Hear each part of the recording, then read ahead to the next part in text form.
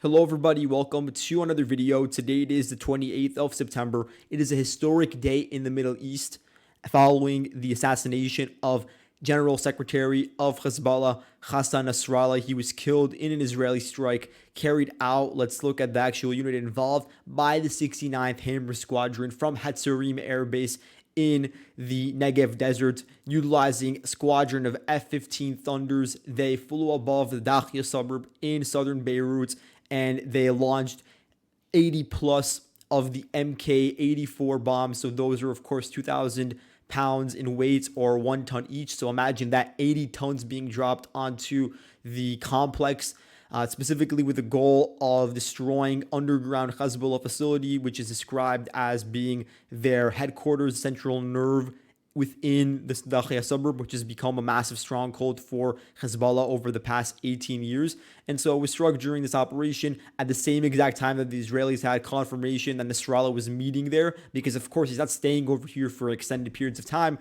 He's going from area to area, but it appears he made a stop to discuss certain operational matters with some of his remaining generals that had not been assassinated until that point, because in the same meeting he was discussing, he had a discussion with Ali Karaki. Ali Karaki, a very important figure within Hezbollah's southern front, as it is referred to. So just as a quick rundown, Hezbollah itself as a structure, it has the Jihad Council, that is the military wing, and on top of the Jihad Council, you have the Shura Council. Shura Council, it includes the highest ranking officials, one official representing each sort of artery of Hezbollah system. So one is like a judicial one political. The two most important factions within the Shura Council are the Executive Council and the Jihad Council. Executive Council oversees a lot of the daily functions of Hezbollah as sort of a governing body in much of Lebanon. So there is forays with the military in that regard. And then you have the Jihad Council, which is responsible for the military operations and security. So you have the internal and external security, and then you have the Islamic Resistance Movement, which is the military wing of Hezbollah. And so within the military wing, you have the Southern Front, as it is referred to, within this red X over here. And it is currently being headed by Ali Karaki, or as of yesterday, because he's dead now. He was meeting with Nasrallah at the same time. And it was not just with these high-ranking Hezbollah officials under the various residential areas, because we're talking about 6+ buildings being completely flattened. It could be upwards of 10 buildings totally destroyed by 80 tons of bombs being dropped on them, with the goal of course, penetrating and destroying what was beneath them, utilizing the bunker busters. We're also talking about the death of Brigadier General Abbas Nilfarushan. He is the IRGC Deputy of Operations and also the IRG Head of Operations in Lebanon specifically. Throughout the entire war, he's been really in lockstep with Nasrallah in conducting operations, smuggling weapons, training, all of that stuff, doing it through the border with Syria. They've been really critical in that regard, specifically this Brigadier General, and he was killed in the same strike as Nasrallah. That's really significant that they were meeting together. It's clear that they were really looking for the next steps forward in that particular meeting, and it is also a really big test of Iran's willpower to respond to Israel, that one of their really important generals that is actively involved with the current dynamics was just eliminated like that. If you recall, in April, that's when the Israeli Air Force, they bombed Damascus right next to the Iranian consulate in Damascus. There was like an annex building, and they killed the individual called Reza Zahadi, if I recall correctly. And he was the head of the Quds force in Lebanon and Syria. So that was really crossing a Rubicon in a sense, targeting a high-ranking Iranian official so brazenly within Syria, and that's what led to the Iranian response in Israel itself, with launch of hundreds of drones and ballistic and cruise missiles. And since that point, there was sort of an equation that Iran thought that it sets, wherein Israel would basically have to refrain from targeting any high-ranking Iranian officials or anything that could be considered Iranian soil. Now it's been validated twice, because during the beeper attacks, the ambassador to Lebanon, Iranian ambassador, he was injured in that attack. He was given one of the beepers, and of course it exploded in his hand. Additionally, you have, of course, the Brigadier General from today. So there has to be, in order to establish deterrence against Israel and really to back up the very fierce rhetoric used by Iran in the past couple of months, there has to be some capacity of a response. And at the same time, Lebanon, within Hezbollah, there is very significant disarray right now. You could imagine, if we go through it, nearly the entirety of Hezbollah's high command has been destroyed, whether it be from the Shura Council, whether it be from the Jihad Council, and then going down into the military wing. Every single area, every single sector of the military has suffered significant destruction in terms of assassination of key leaders, but also local leaders, regional subdivisions, just having their entire structures destroyed. There are so many examples that we're going to get into later in the video to verify this, but it's all fully culminated now with the head of the snake being taken out at the same time as the third highest military official being Ali Karaki being taken out. And it's not stopping now. The Israelis are continuing to assassinate officials even after Nasrallah was killed, assassinating military officials in Hezbollah, specifically within the Dakhia suburb of Beirut. Dakhia suburb, it was widely understood throughout the escalation ladder that the Israelis would refrain from targeting this particular region on any large scale, because then there would be a reciprocal response by Hezbollah to target Tel Aviv. That was a sort of equation that the Hezbollah was operating on. So the Israelis, they over time became more and more comfortable targeting the district over here, because they were doing so with pinpoint airstrikes onto specific commanders. So, they killed Fuad Shakur over here, Ibrahim Akil, and then they also had a failed assassination attempt on Ali Karaki 5 days ago. Now he's gone, but it's neither here nor there.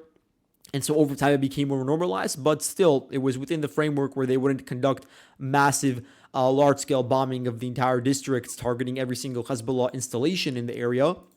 So in response to those sort of Israeli nibbles at the status quo, what happened was Hezbollah, they launched exactly one missile towards central Israel, and that was about a week ago, targeting, Gush Dan metropolitan area. It was intercepted. And again, this was a part of Hezbollah's efforts to change the equation in a way in which they'd be, tacitly able to launch these strikes without causing a massive round of escalations. That was sort of the logic behind it, that they would now be able to fire one and then two and then three and so on. It's something the Houthis have been doing at the same time, with the Houthis firing 3 ballistic missiles from their shores. Over here, you can see the Houthis on the map. I'm going to, of course, add them on later on once I have time. And they fired at least 3 missiles at Tel Aviv, including one today, with them being intercepted, except for one. One of them was not intercepted. But really, the bottom line is the Israeli security establishment did not allow Hezbollah to become, comfortable with this new normal, where they thought that they would be able to expand the range of fire, not just into areas around Haifa or even further southwards in the Carmel region, or, Jezreel Valley to the east. This is an area that's been hit very hard over the past 2 weeks following the recent round of escalations, or the corridor that runs from the border of Lebanon into Tzfat or to Tiberias over here. Those were all areas that Hezbollah, given the Israeli ramping up of attacks, they started to try to make it more comfortable to fire over here and turn it into a new normal. And now the Israeli response has been totally disproportionate in the sense, not in a moral sense. I'm talking in the sense of, in regards to the escalation ladder, being able to reach the top of it without a proportional Hezbollah response in time. And now, of course, it's possible. Then there's questions about their willpower to do so, or if they even have the wherewithal to respond in kind. And that's really the genius of the entire strategy, wherein the Israelis were able to go through and run up the escalation ladder at such a pace that it caught Hezbollah off guard. And now they are in such a state of disarray where it's, of course, still feasible in the short term, but it will never be able to match what it could have been had they really launched some of their potential arsenal, some of their quivers, some of what they had in capacity earlier on in the conflict. And so that's the past. And we're going to look one more time at context before we move forward and look at the actual dynamics going into the future. I just want to explain how we got to this point in the first place. So, really ever since 2006, the conflict between Israel and Hezbollah has been brewing. Hezbollah, of course, they took advantage of the ambiguity of the Israeli withdrawal and, lack of direct achievements during that conflict, and used it to sort of galvanize themselves, winning more seats in the parliament in Lebanon, getting control over the civilian infrastructure throughout southern Lebanon in the Shia-dominated areas, but also in northeastern Lebanon in the Baalbek and Carmel regions. Also, of course, in southern Beirut, Dakhia. So during that time period, Lebanon, or within Lebanon, Hezbollah has built just a very significant rocket array, rockets, missiles, drones coming in tandem from Iran, from the IRGC and Quds force that has been exporting it from Iraq into Syria and then into Lebanon, receiving training. Hezbollah forces, their Radwan forces, for instance, those are elite units, not just the Radwan forces, but also the Al Abbas infantry brigades have been trained by Iran. You have the Nasr forces, that's another really important unit for Hezbollah. And all of them have been trained, under the tutelage of Iran, but also from other militias in the region, whether they be in Syria or Iraq. So there has been large-scale coordination in that regard, and it's allowed them to build a really strong internal, robust apparatus and bureaucracy, on a political level, on a judicial level, and then also on a military level, building what is transitioning from just an irregular guerrilla army into a more standardized sort of field of formations that they imagined Hezbollah before the war started that could really go head to head with Israel. And that's why for a lot of time there's this sort of speculation and hope in the Hezbollah command posts that they would be able to one day launch this operation to basically invade across Israel and take control over the upper and lower Galilee. They had a lot of these plans struck up by their Al Jalil unit, and a unit that was composed and built up for that exact goal to eventually invade into Israel and do so with the support of the elite Radwan forces. So that was always something that had in the back of their minds as a broader objective.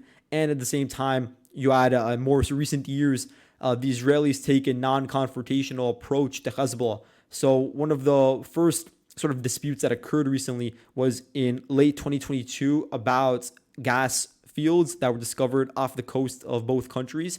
And so you had the Karish gas field over here and then the Kana one. So the Israelis, they were sort of reiterating that they had the right to, extract all of the natural gas for themselves. And of course, Hezbollah, they tried to reassert dominance, reassert their own standing on the international stage and within Lebanon, and sort of acted as the defenders of Lebanon in a sense by saying that any sort of Israeli infringement upon their territorial waters or going into the gas rigs and taking natural gas away from what could be used for Hezbollah or for Lebanon, it could be considered a tantamount to a war. It could be struck by Hezbollah drones. There were attempts to launch drones to target the gas platforms that the Israelis had set up. So really taking a belligerent course. And the Israelis, they didn't really respond in kind. A lot of the time, they were trying to negotiate. This is also around the time when Netanyahu was no longer in government, where you had Naftali Bennett and Yair Lapid as prime ministers. They rotated out at some point, and they were involved in negotiations with Amos Hochstein, who is an envoy from the United States. He's been a diplomat in the region and has played a big role in the diplomacy between both sides. And so he struck a deal where the Israelis would have the Karish field and then Lebanon would have the Kana field. And so that was just a means by which Hezbollah was able to exert pressure and achieve some localized goals. And then they even further tried to push the status quo and change it, in the sense that they started setting up tents across the blue line, the line between Lebanon and Israel, from 2000 when the Israelis withdrew. And they started up with these outposts, setting them up atop Mount Dov around here. Mount Dov is over here. It's an area that's relatively open and not many settlements in the region. It's been disputed, with a lot of people claiming that it should be under Lebanese control. And so it's just a way that Hezbollah tried to sort of unify Lebanon, show that they're defenders of the country, and then sort of gradually infringe upon Israel's territorial control, and try to do it in a way where Israel wouldn't have the capacity, wouldn't have the willpower, you could say, to escalate in kind. And they were successful for a while. There was a lot of debate in Israel as to how to respond to the two tents that were set up.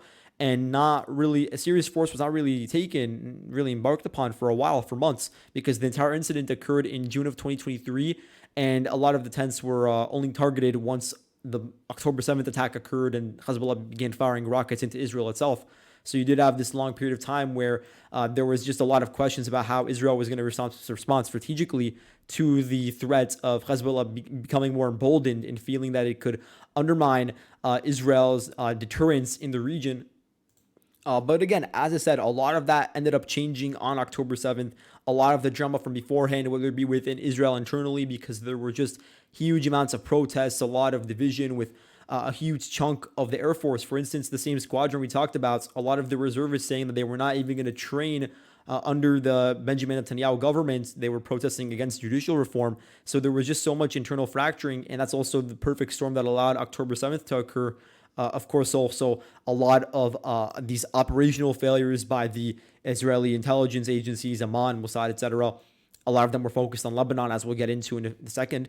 But again, at the same time, Hezbollah felt that it would have the ability to dominate and control the escalation ladder after October 7th, in a point where they thought that Israel was very weak and was going to be tied up on two different fronts. And so they really felt that they had a huge opportunity to degrade Israel's capacities over an extended period of time. So they decided not to go into a full-scale war because of the internal interest they had about not like dragging all of Lebanon into carnage. But at the same time, they did think they had an opportunity to degrade Israel's capacities even further.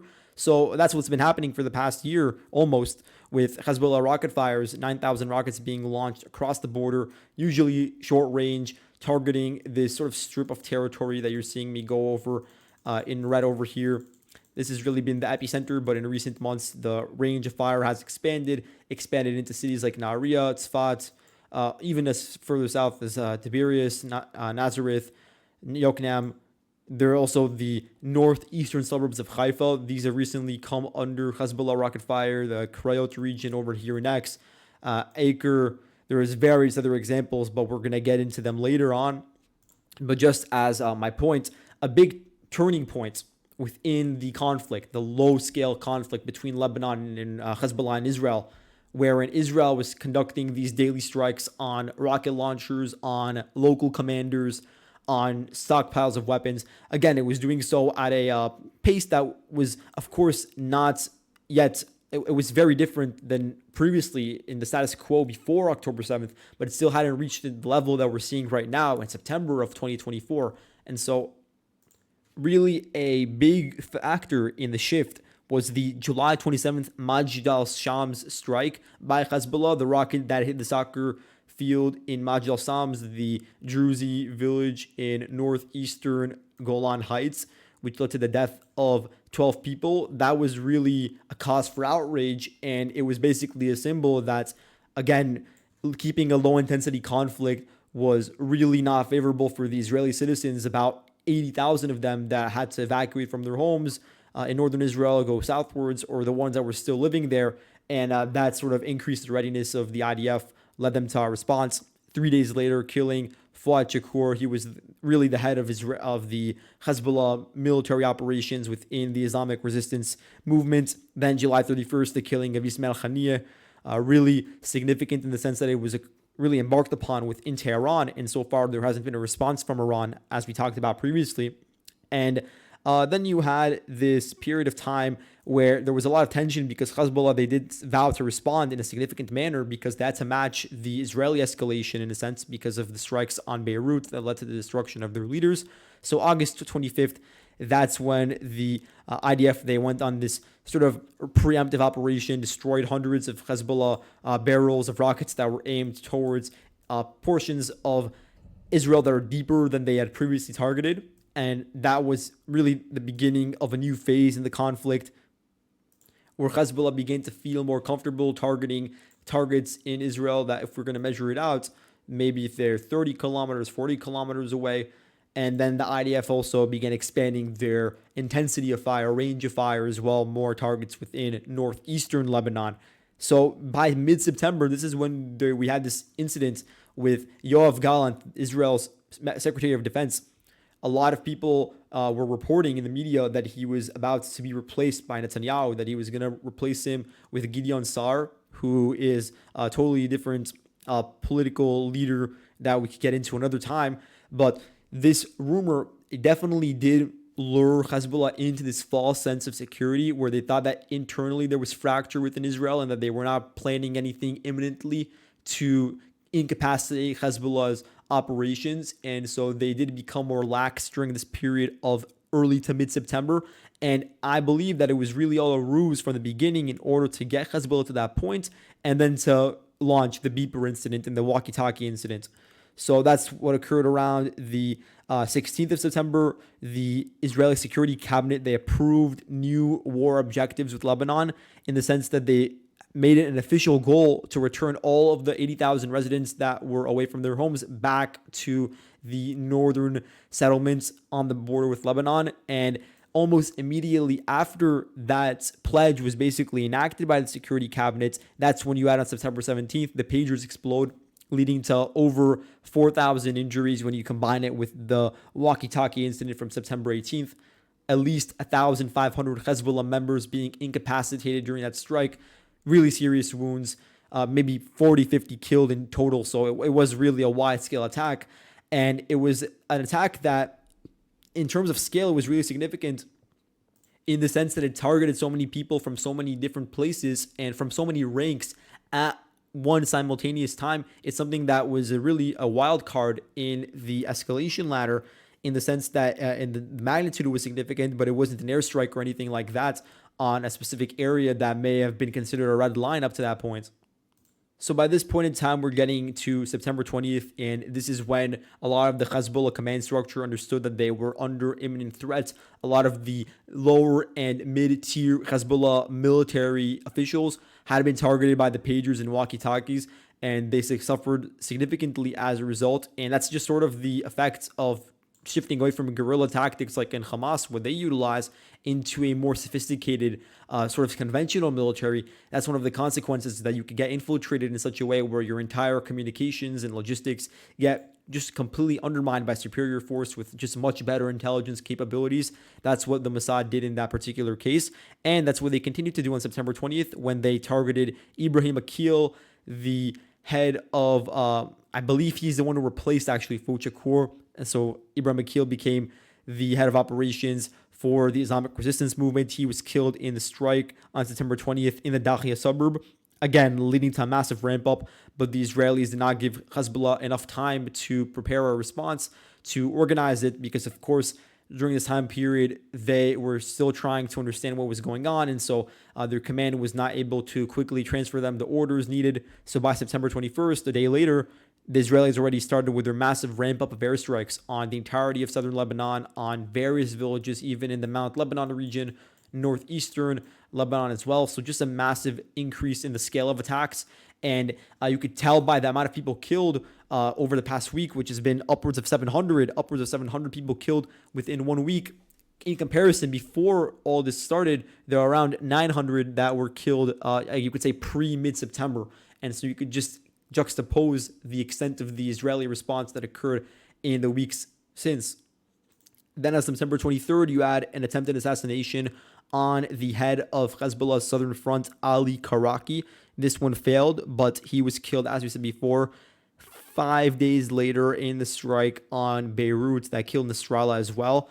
And so again, this speaks to a lot of issues with the way in which Hezbollah felt comfortable time after time, took bait. First time they took bait, as we said before, was with the drama with the Secretary of Defense, Yoav Gallant, where they thought he was going to be fired, and so they really let their guard off. The second time that they let their guard off was in this period after September 23rd, after the assassination attempt failed on Ali Karaki. There were discussions between American and French mediators of a ceasefire, and that also led to, more relaxing from the Hezbollah command. They were not as rigid in their security measures, and that's how they got exposed yet again. Also, you had an issue in the sense that on September 27th, Netanyahu was at the UN speech forum, and at the exact same time, that's when he gave the order to launch the attack. And so there might have been a perception that he wouldn't launch any sort of massive escalation like that to kill an entire leader of the organization while he was in the United States, while he was in the middle of speech.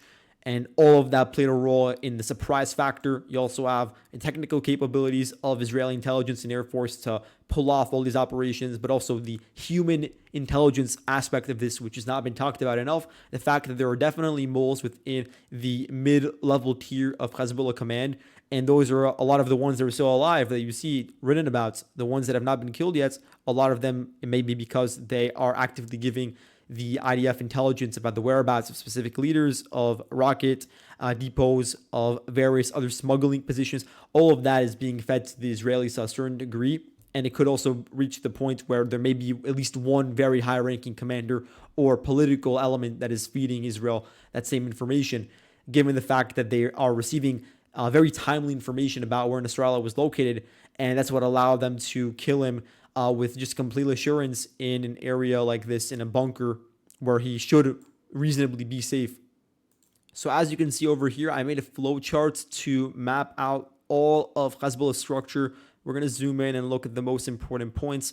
You're going to see a common factor, and that is almost all of the ones listed over here are killed. That's, of course, for the reasons we mentioned previously. But just to zoom in for you guys, you can see the Shura Council, Hassan Nasrallah killed. Naim Qassem, he's the Deputy Secretary General of Hezbollah. For the moment, I believe he is the acting General Secretary before they are able to decide on a new one, the Shura Council. Looking to here, you have the Judicial Council, not as important. There are some important political aides.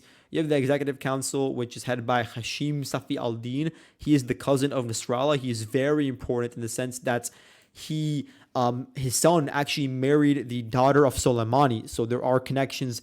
There are Iranian connections, familial connections, being the cousin of Nasrallah. That is really, really good in the sense that from a PR perspective, that you carry on the legacy, but also he's very well immersed in the entire structure. And so it would be a way to sort of soften the blow of losing Nasrallah himself by bringing in such a close confidant of him. Then his deputy executive chairman, Nabil Kaouk, as I said before, deputy of the executive council, I meant to say. He may have been killed actually today in a strike on the Dakhia suburb, which is really interesting because it may mean that the IDF is expecting Safi al-Din to become the new general secretary, and that would mean that Kaouk would become the new executive council chair. So that's why they decided to go after him. That's just a theory. Then looking at the Jihad Council, you can see that over here, led by Fuad Shakur, who was killed, as you may recall. Zooming in, you could see that there are various units here, like the Al-Jalil unit. There is Hassan Khalil Yassin. He's the head of one of Hezbollah's intelligence divisions that was tasked with finding Israeli targets within their territory and, organizing the strikes on them. He was the equivalent of Israel's military intelligence, and he was killed in a strike today, actually, right after Nasrallah was killed. Hezbollah's structure also consists of Unit 4400, which is, of course, arms transfer from Syria and Lebanon with the Quds Force. So we talked about before, there's a chemicals unit, there's a foreign operations unit. The commander of this unit has still not been killed. Then you have the Islamic Resistance. This is was headed by Ibrahim Akil. He was killed. And maybe it is now headed by Mohammed Haidar. He may be a potential successor, but given the just constant shift from one commander to another, it does lead to gaps of knowledge. It leads to gaps in communication and coordination, and it makes it so much harder on a broader scale to, on a pinpoint basis, control every single individual cell. And that's a big part of why Hezbollah's readiness at the moment is very low, and why they've not been able to fire the same volume of strikes that you would have imagined after such a significant decapitation strike. Obviously, will happen at some point, but first they need to pick up the pieces, and more broadly going into a future conflict with Israel on a ground level, even then, the readiness and the capabilities would be much more diminished without experienced fighters, without experienced commanders, and all the equipment that comes along with it. Looking a bit to the left over here, you can see head of Hezbollah's engineering unit killed. Here we have the Southern Front, which is including the first and second lines of defense for southern Lebanon, all the way up to the Litani River and after it. You have Ali Karaki killed, as we said before. Zooming in, you have an amphibious warfare unit stationed around Sidon and Tyre. That's an important unit that works in conjunction with the Radwan force. You have the Badr unit, which is involved with the second line of defense for Hezbollah. Their commander, Abu Ali Rida, he is still alive, interestingly. One of the senior-most commanders still to be alive. Perhaps he is involved with the Mossad. That's been a rumor spreading around, but no way to verify that ourselves.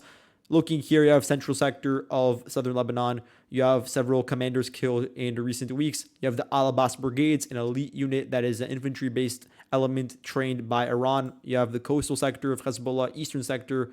You have the Hasbaya sector, which is basically located just west of the Golan Heights.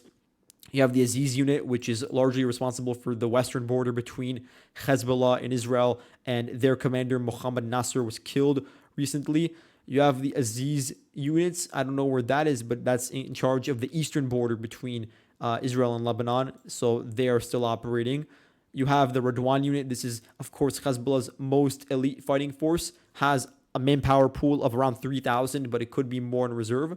You have several local commanders of the unit killed, like the Hajir unit's head, Ali Ahmad Hussein, killed. That's in the Bekaa region. You have various other names that you see over here. You have head of Radwan training. You have chief of operations. You have maritime commander, weapons procurement commander. There's so many others. Aerial unit commander was killed. Anti-tank unit operative was killed. You have various names here of Radwan forces, and these are not just important because of the specific titles they hold, but because of the actual knowledge and glue and fabric that they provide between the higher commands, which are now really not as existent, and the individual teams, individual squads that are supposed to actually launch the anti-tank missiles towards Israel, launch the actual drones, conduct the actual training operations, and raids towards Israel potentially. Now all of that is so much more diminished, and you could see just some of the examples over here of various commanders on the border, like commander of border offensive operations that was killed, and they were all killed in that strike that killed Ibrahim Akil. 16 Radwan forces were all killed in that same meeting where they may have been actually discussing operations to cross into the Galilee. That's something that the Israeli sources are talking about. To look more broadly at the Southern Front, you have Ibrahim Muhammad Kubasi, commander of the Southern Front's rocket and missile array. He was killed this past week. You have his deputy also killed, along with several other operatives in that unit that were eliminated. You have the commander of the Southern Front's aerial array, which is more drone focused. He was killed this week, Ali Hussein Barji. You have commander of specifically the missile unit, not just the rocket and missile array, but specifically the missile unit, Muhammad Ali Ismail. He was killed along with his deputy, Hussein Ahmad Ismail.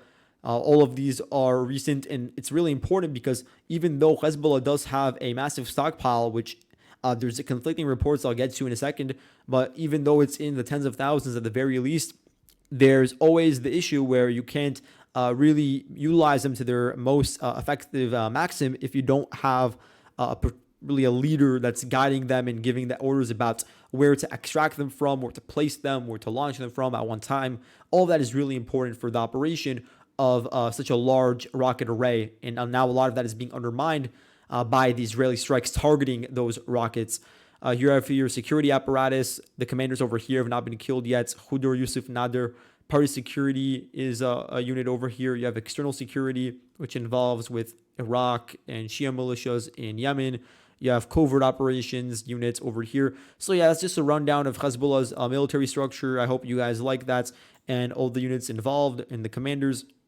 It's important to note that besides the strikes last night on Dakhia, the Israelis are still conducting very intense fire. There have been at least 8 significant raids, I believe, since that strike throughout the entirety of the early morning of September 28th and also the daytime of today, going after specific Hezbollah targets, a lot of them being involved with longer range and accurate missiles. So specifically, you had 6 buildings within Dakhia suburbs being called on by the IDF to be evacuated by the civilians over there. So I'll just give some examples over here. You can see the hospital, the Bahman hospital, it was called on to be evacuated. There may be wounded Hezbollah soldiers over there. You have here Ronnie's Cafe. It's just an area with apartments, schools, and pharmacies. The IDF told the residents from here to evacuate. They gave them warnings. This is within the Burj Al Barje, I believe. That's the name of the neighborhood. There is also here and the IDF evacuation of the Al Amir school and surrounding buildings in Burj Al Brajne. Here you have IDF evacuation of the Munir Shahid building complex in the Leilaki neighborhood in southern Dakhia. You have a few other examples from Al Hadath neighborhood. Al Bayan High School was evacuated, and also Al Salam complex. So all of these areas that I've marked with the blue markers, they were just completely destroyed in some of the recent IDF strikes. Specifically, they said they targeted coastal, or I guess I should say anti-ship missiles, either from Iran, from China, from Russia. This includes the Iranian Noor anti-ship missile, which has a maximum range between 120 to 220 kilometers and a warhead of 165 kilograms. The Chinese C-802 range of 120 kilometers and weight 165 kg. It's also called the YJ-83. It's more commonly referred to as that. You have the Russian Yakhont or it's more commonly referred to as the P-800 Onyx, has a range of 300 kilometers and 300 kilograms. And so those were all targeted in these recent strikes. Again, the IDF making specific warnings to these buildings to be evacuated. And despite that fact, Hezbollah, for several hours, they were not able to coordinate a response and fire those rockets before they knew they would be destroyed. Because you'd imagine, at the very least, if in a few hours your array in a certain region, you know it's going to be targeted, then it would just seem logical to fire those rockets into Israel before that time would come. But just due to the total disarray that occurred last night, you didn't have anyone that was focused on that. Everybody was just focused on their own survival and just trying to pick up the pieces.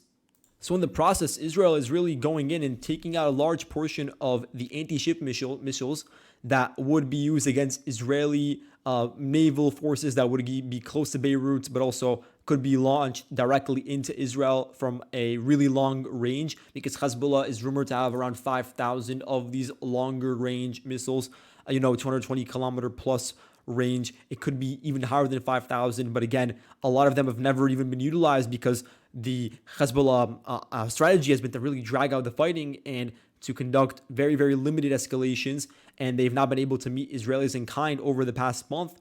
And what it means is that as the Israelis took the initiative, they were able to, in the process, take out a large amount of those long-range missiles before they were ever used by Hezbollah onto key strategic assets in Israel. So far, you have not seen any damage of any note to any significant, Israeli facility, any air base, any, training facility for soldiers, any barracks. Very, very little, very minuscule. All the damage that has been caused is in the sense that it's led to evacuations from the settlements on the border, and then some damage to houses over there. The IDF has also said that it's going to continue ramping up attacks on Hezbollah targets, again, mostly focusing on those rocket arsenals and on cells of Hezbollah forces, remaining high-ranking political officials that could act as potential successors, like Safieddine that we talked about before. Smuggling routes have been targeted very prominently between Syria and Lebanon, in particular around the Bekaa Valley region. Also, strikes were conducted today along the highway between Beirut and Damascus. One car in particular was struck. We don't know who was inside. Last night, also, you had the elimination of the Hamas network commander in southern Syria, Ahmed Muhammad Fakhad. He was killed in Beit Sabr, which is just southwest of Damascus. So just as a quick note about the rocket arsenal Hezbollah possesses, pre-war, there were estimates of 5,000 long-range missiles of 200 plus kilometers, in addition to around 65,000 short-range rockets and missiles, which have a range upwards of 45 kilometers. Just to show you guys what that means, 45 kilometers would reach all the way to an area like Nazareth and very close to Afula. It would also include the outskirts of Haifa, Tiberias, all of the Golan Heights. So it really is a important area. And then 200 kilometers, you already reach an area like Beersheba, Jerusalem, southern parts of the Gush Dan metropolitan region. But again, there are debates because some of the reports from the IDF itself before the war and from Western media say that the amount of rockets and missiles is 150,000 in total, not 70,000, as I just mentioned. There was a huge debate about that, and I think a lot of it is because there's mixing up between rockets and mortars. Mortars have, Hezbollah possesses around 145,000 of them, which is just a surreal amount that's insane for any sort of non-state actor to have. But you have to differentiate between mortars and rockets. The mortars have a maximum range of around 20 kilometers, which would reach to an area like Nahariya, Akko, Tzfat over here, or certain northern parts of Golan Heights. But there is a difference between those mortars and actual rockets that could be utilized. And this is where we don't have a full understanding of what Hezbollah actually possesses, especially given the fact that for the past year, Israel has made an emphasis to go after those weapons depots, destroy launchers, and they've done so at a much higher pace over the past couple of weeks, especially targeting smuggling operations, which could be used to resupply their rocket arsenal. And so now we don't exactly know how much they have left. If that's 70,000 pre-war, then 9,000 were actually fired into Israel, as we know for sure. So that would leave 61K minus definitely thousands more that were destroyed by Israel itself.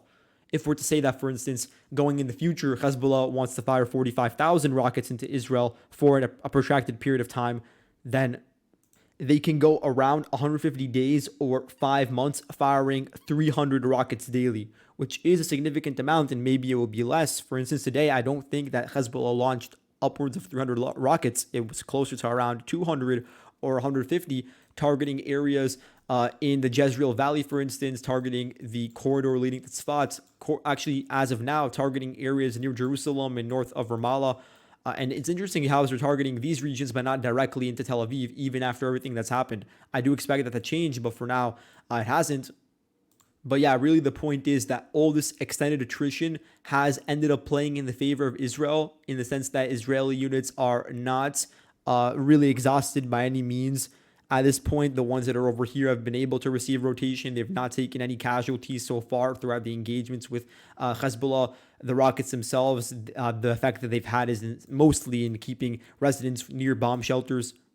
And now Israel is beginning to run through their arsenal by conducting these long, extensive strikes, which will further feed into their remaining amount of rockets, which really is one of their most prized possessions from a material standpoint. And in terms of actual damage that can be caused to Israel, that could definitely happen because they still have several thousand precision missiles. And that's a part of Israel's target right now, to try to incapacitate them as soon as possible. That's of the utmost importance. Hezbollah also, as of 2022, had around 2,000 UAVs, but definitely at this point, it's way more. They've gotten so many more in the past 2 years, and that's also one of their crown jewels recently, the fact they've been able to build up a really impressive UAV arsenal, Hezbollah. So I'd say it's upwards of, two times more than what previously was. Could be 4,000 plus UAVs being utilized. But a big sticking factor is that now the IDF is warning Iranian and Syrian aircraft that it cannot land in the Beirut airport. They hacked into the control tower and relayed messages to the aircraft, such as one that was coming in from Iran and was trying to land here, that they will not be permitted and they will be targeted militarily by the IDF if they try to make landings in the Beirut airport. The reason why is very clear. They don't want to allow Hezbollah at all to receive any sort of refreshment, any sort of additional support, whether it be material or personnel, via the airports. And so they're just going to make sure that it only allows civilian traffic and nothing to do with Iran, because the current airline that was supposed to land in the Beirut airports is affiliated with Fars Keshem Air, which has been accused by Israel and the West of transporting weapons through these air bases. So that would be their justification. Of course, looking at troop movements, I'm gonna show you guys. I have a thread that really goes over the entire timeline of IDF drills and training, but more generally, you have elements of the 98th Division being moved away from Gaza to the northern border over the past month. You have the 36th Division in its entirety operating on the border between Israel, Lebanon. Attached to it is the Commando Brigade from the 98th Division and also the 35th Paratroopers Brigade. You have here 7th Armor Brigade, which is actually a part of the 36th Division outside of the current conflict. But you do have this sort of thing where different brigades, they get detached from their mother division and get added into new ones. So that's what we're seeing in a lot of these cases. But paratroopers and Commando Brigade, there really are some of Israel's most elite fighting forces. So that's important to keep in mind. You have some other smaller, you have some territorial divisions, so they are less important in terms of quality, but they're still operating around here along the border, especially near the Golan Heights. You have here the not Commando Brigade, but it's called the Yiftach Reserve Brigade. That's really important. It's one that's been operating in Gaza and then was moved to here, and they're conducting drills at the moment. You have the 91st Territorial Division.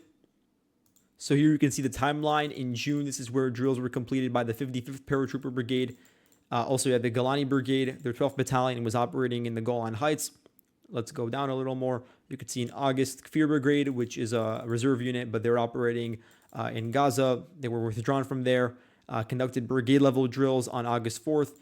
It was also involved in raids since then on West Bank cities like Jenin. Yeah, the 646th Reserve Brigade, which is a part of the 99th Israeli Division. It was remobilized and then conducted drills on the Lebanese border over a month ago now. There were drills conducted at the Haifa Naval Base around the 15th of September. Included the 146th Armored Division, Search and Rescue Brigade, 9th Oded Reserve Brigade, and police and hospital personnel. Here, September 6th, you had the 11th Yiftach Reserve Brigade, a part of the 99th Division, conducting fighting simulations on mountainous terrain in Lebanon.